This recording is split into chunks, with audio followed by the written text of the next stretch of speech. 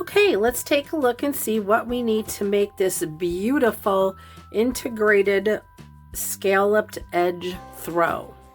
You're going to need yarn of your choice, and as we get into the video, I'm going to show you exactly how to figure out the gauge for your yarn and your hook and your size. So you can figure out how much yardage you need within the video here shortly. Of course, you're going to need a gauge swatch ruler. This is my go-to. It's 4x4 on the inside, and that's how we're going to determine how many stitches and how much yarn we need for our throw. You will need a sharp pair of scissors, and these are my favorite scissors. I absolutely love these. I wear them all day. It's a necklace. They're so cool. A measuring tape so that you can keep on track and make sure that you're making the right size. My favorite bent yarn needles in the world. These are so cool. They come in this wood container and they're not that expensive. I can't remember what the price is, but I'll leave the link to these on Amazon. They're absolutely perfect. This is my other favorite. I use all these tools that I'm showing you. I use them every single day. This is a yarn needle threader.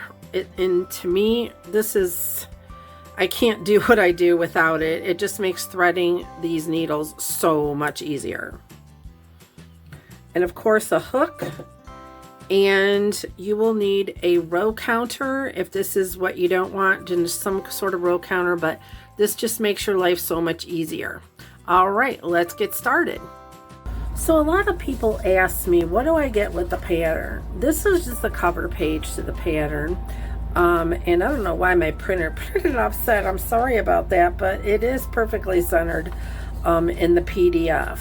So behind this, I didn't print it all out, but the pattern includes a chart that tells you the different sizes of 9 typical blanket measurements, from a lovey all the way up to a king size blanket, and within that there are approximate yardages for each of those sizes in a worsted weight number 4. I will tell you actually how in the pattern, when we get to the gauge portion of the video, how to calculate the yardage that you need. Also, what's very important is, and very helpful, is this gauge blanket worksheet.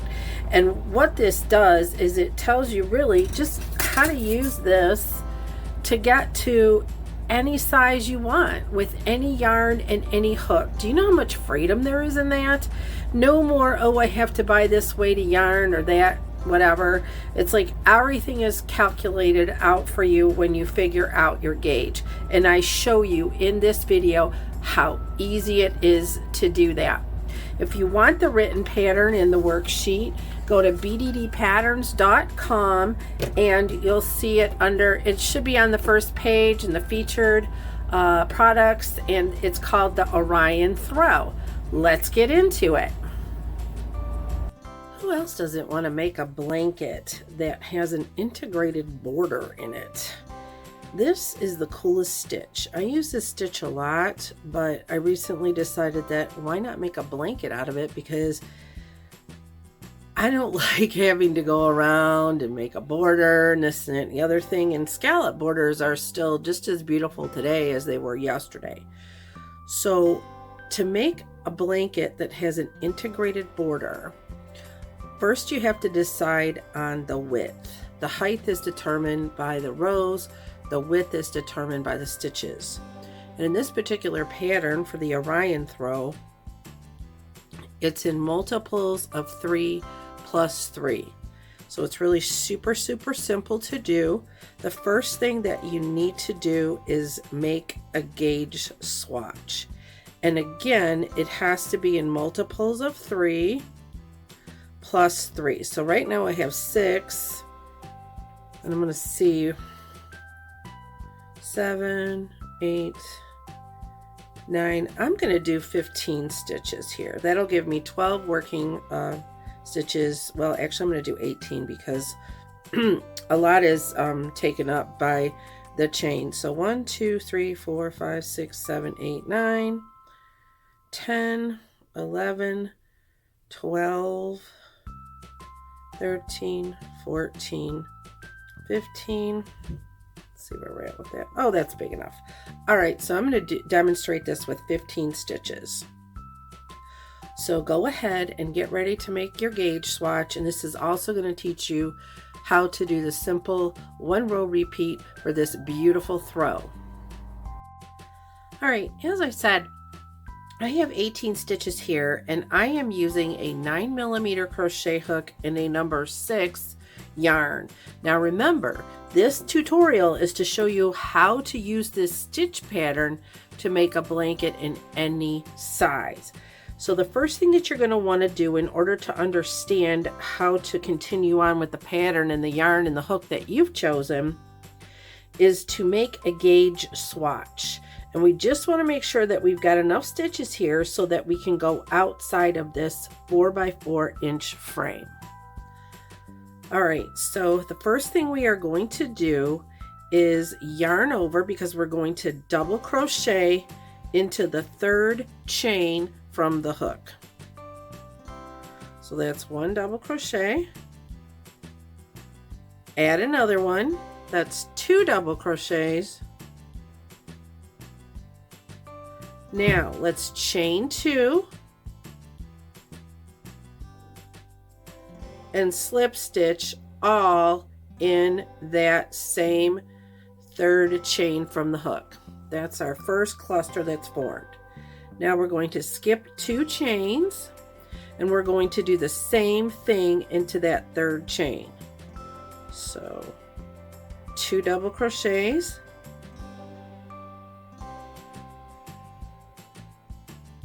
a chain 2, and a slip stitch. It's really that easy. 2 double crochets into the 3rd stitch from that last cluster.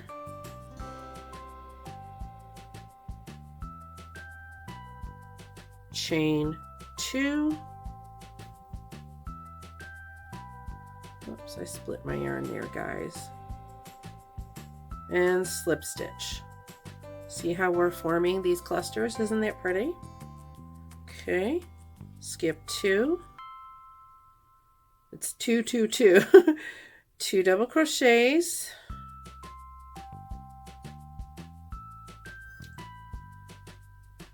Chain 2 and slip stitch. All right, into that last chain, because again, this is multiples of 3 plus 3 for the turning chain. 2 double crochets, 2 chains, and a slip stitch, and you just completed the first part of the foundation row. Now normally we would turn our work and go back the other way. We're not going to do this with this. We are going to make this so easy on ourselves that the last thing you're going to have to do is just weave that last tail. Okay, here's our tail. Now what we're going to do is, instead of turning, I want you to just get a visual here. Do you see these holes? Those holes represent where we just did the double crochet twice, the chain 2, and the slip stitch, and that forms, like, we'll call it an eye. So now we are just, that's all we're doing, is we're not turning our work this way, we're just kind of turning it upside down so that the tops of the scallops are now facing you. And if you don't know how to do the stitches that are in here, just please go to my playlist, How to Crochet, and it'll have all the stitches that are in this pattern right there if you need to go a little slower. All right, we are going to chain 3, and now we're going to go right back into that hole, or the stitch that we were on the previous row where we did all our work. The first stitch will count as the first half double crochet. So half double crochet into that same hole, chain 2, and if you notice, I'm just going right over my tail. This is my tail, this is my beginning tail, and I'm just stitching right over it. See how that can just lay right on top? And you can do that too, and that way you won't have to weave a tail. So we've chained 2. Now we're going to slip stitch, and do you see? Here's what's happening. Now we're going to be just working this way. We're going to repeat our row, and we're going to be working up. So if we were a blanket, however wide we wanted it to be, do you see how that just integrates that lovely scalloped edge? There's no need to go around the blanket. It's just, this is just the coolest, in my opinion, one of the coolest stitches I've ever developed. All right, let's go into that second. Here, let me show you that. I kind of did that fast, and I'm sorry about that. Again, here's our holes or our eyes, whatever you want to call it. And that is where we did all the stitches in that stitch from the previous row. So we're just going to yarn over, and we're just going to get that hole, the next hole, and we are going to do our 2 double crochets, our chain 2, and our slip stitch again into that hole. And we're just working over that tail, so we're covering the tail at the same time. It couldn't be easier, guys. Double crochet into that next eye or hole.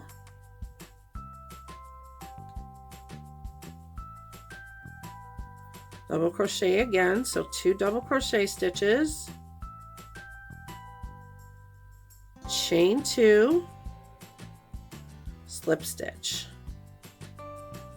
Here we go again. Make sure you're yarning over with your working yarn, not with your tail. I've done that so many times, but this is just so much easier. 2 double crochet, chain 2, and slip stitch, all in that same hole. Okay, now when it gets this short, you're probably going to have to trim it in the end, but we're just going to continue. All right, so in that last hole or eye, 2 double crochet, chain 2, slip stitch. All right, look at that. This is insane. All right, let's chain 3. Now we're going to turn, and this is our repeat row. So do you see? Now the bottom of your blanket or throw is going to look exactly as it will on the top. And here's our repeat row. We double crochet into the first chain 2 space. See, that's where we are. Sorry guys, my furnace, it is like, I just have to tell you, this was crazy. Yesterday I looked on my phone and it was a -4. I couldn't believe it. So I really need a thick chunky blanket, right?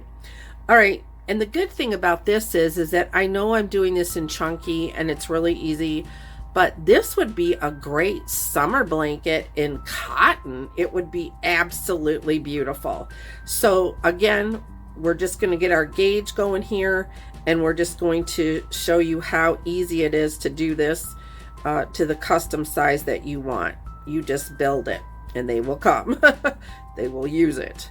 All right, so we're just going into that chain 2 space again on the next cluster, and we're going to chain 2 and slip stitch. Okay, there's our next chain 2 space right there, and right there. All right, and we're just going to finish up this row, and then after that I'm going to show you how to get the gauge going. So 2 double crochet,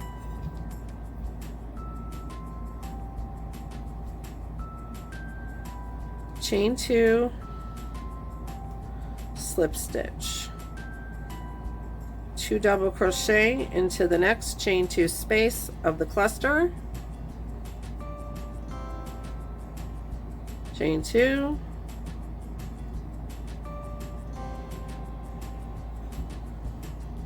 and slip stitch. And our last little fella here. 2 double crochets, 2 chains, slip stitch. All right, look at that. Isn't that beautiful? All right, now we are going to chain 3 and we are going to turn. And all we're going to do is repeat this row. And again, let me give you the instructions. On the first stitch, this counts as your, I'm sorry, on the first, on the first stitch of the new row, that chain 3 counts as your first double crochet. So just yarn over and double crochet 1 time into that chain 2 stitch, and that's the peak. If you're looking for that chain 2 part of the scallop, it's really super easy. That's the peak. So then we're gonna just chain 2, slip stitch, and move on. And now it's just 2 double crochets into the next chain 2 space, chain 2, slip stitch. And what we're going to do now is, you should be, whatever your yarn you're working, if it's this, great. If it's not, that's fine too. But you want to get this to the point of where it's at least, I would say, a scallop on the outside of this.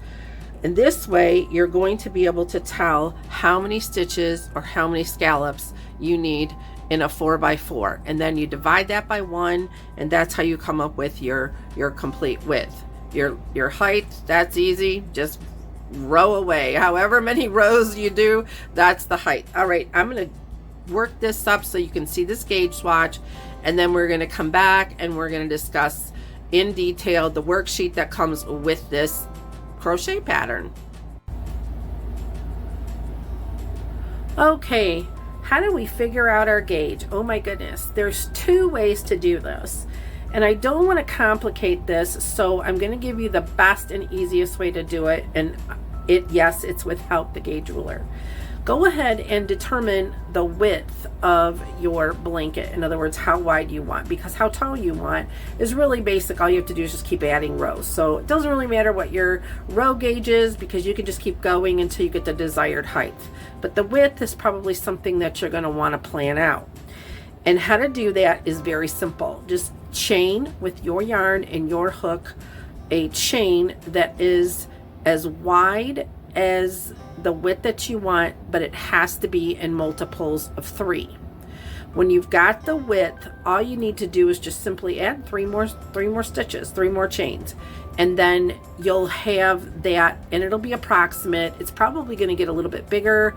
It might shrink depending on, your hand or whatever, but that is going to get you really, really close to what you need. Sometimes it's spot on, but with these clusters, they can be just a little tricky to just really get accurate on the stitch counts. The next way to do it is to take a look at your clusters here. And I'm going to do it this way because for some reason it's easier for me to see it here. But I am looking at, 4 rows. I'm looking at 4 rows, and I'm looking at 3 clusters. So what I would do, if I didn't want to say crochet my chain in multiples of 3 for the width, but I wanted to try to figure it out a little bit differently, then I would call this, I would just say by this gauge ruler that 1 cluster equals 1 stitch, because it's, if I divide it, it's going to come out to like 1 point something, and it's going to be over, less than 4, but it just mathematically, it's just not going to make sense.